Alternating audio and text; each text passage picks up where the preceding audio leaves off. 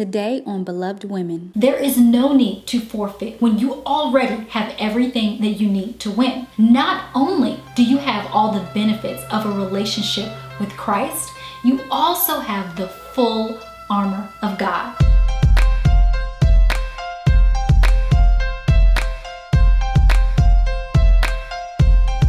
Today's video is brought to you by The Beloved Boutique, an online shop for Christian women to find the resources they need to consistently make time for God. Our journals, planners, Bible studies, and more are designed to help you connect with God in simple, practical, and meaningful ways. Start shopping now at thebelovedboutique.com. It may appear that as we enter chapter 6 in Ephesians, the message takes a turn for the worst. But Paul is giving good news. Yes, there is spiritual war. Yes, you have an enemy. Yes, you will have to fight. But as we learned last session, God has given us, through Christ, the strength and power to be victorious and stand firm. There is no need to forfeit when you already have everything that you need to win. Not only do you have all the benefits of a relationship with Christ, you also have the full armor of God. So Paul urges the Ephesians to do two things in light of this fight. One, strengthen yourselves in the Lord, and two, put on the full armor of God. Both are necessary. If we are strong in the Lord but have no armor, we're fervent and passionate, but we're still fatally open for attack. If we have on armor but no strength, we lack the skill to know how to effectively use the armor and weapons God has given us. We'll first learn about our strength in the Lord, and then we'll use the next sessions to discuss each component in the armor of God. We'll talk about it in this order because Paul instructs us to strengthen ourselves in the Lord before we are to put on the armor of God. But what does that mean to be strong in the Lord and in the strength of his might? As Paul tells us in Ephesians 6:10. Well, we see this very similar statement in 1 Samuel 36 that can help us answer this question. In the text, we read about David. During this time in his life, he is running from King Saul of Israel, who is also his father-in-law, because Saul is out to kill David. So David runs to the land of the Philistines, who are enemies of the Israelites. David is not supposed to be here, but he has given into fear and run away. One day, David's camp is ambushed while he is away. They take David and his men's wives and children and burn everything down. David's men become so furious with him out of their pain, they contemplate stoning him to death. So let's recap. David is not where he's supposed to be. He's lost everything, and now his very own men want to kill him. How do you think he responded? How would you have responded? 1 Samuel 36 tells us, and David was greatly distressed, for the people spoke of stoning him, because all the people were bitter in soul, each for their sons and daughters. But David strengthened himself in the Lord his God. David could have wallowed in self-pity.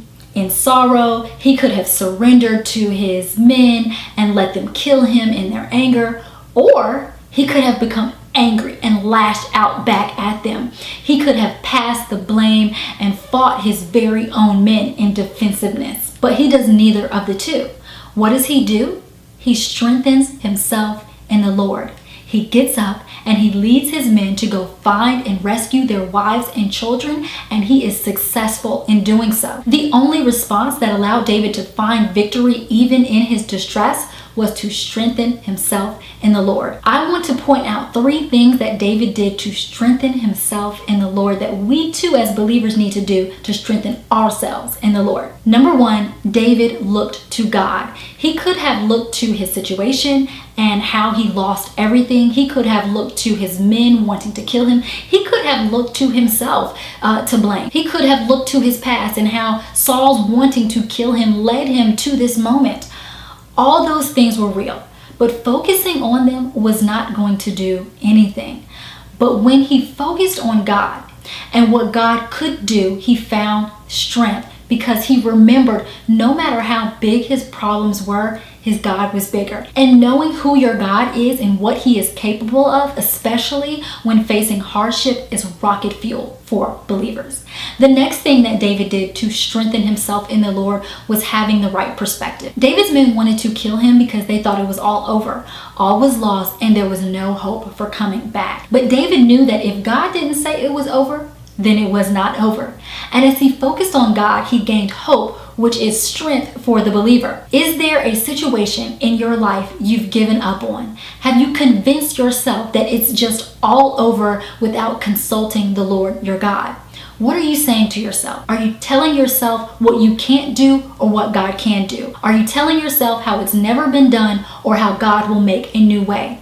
Are you telling yourself how you're too weak and broken or how big your God is? The next thing David did was he talked himself into the right decision. David got into this whole situation that left him distressed with his camp being ambushed and his wives and children held captive because he talked himself into it.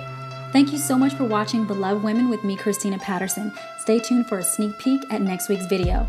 For even more encouragement from beloved women, including daily devotionals, practical advice for everyday Christian living, Bible studies, and more, be sure to download the Beloved Women app, available for free in the Apple and Google Play stores.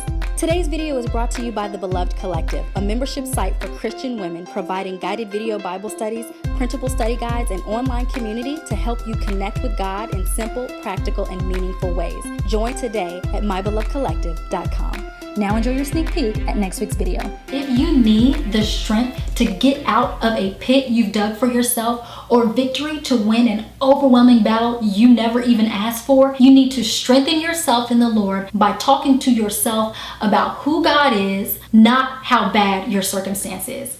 Talk to yourself and convince yourself why you should trust God. Don't wait until you feel like trusting God. Don't wait for the perfect sermon on a Sunday or an encouraging text from a friend. Encourage yourself in the Lord. At this moment, David had nothing but God, and he convinced himself that God was enough. And it was then, even in the midst of utter despair, that he found the strength to get up and carry on. The last way David strengthened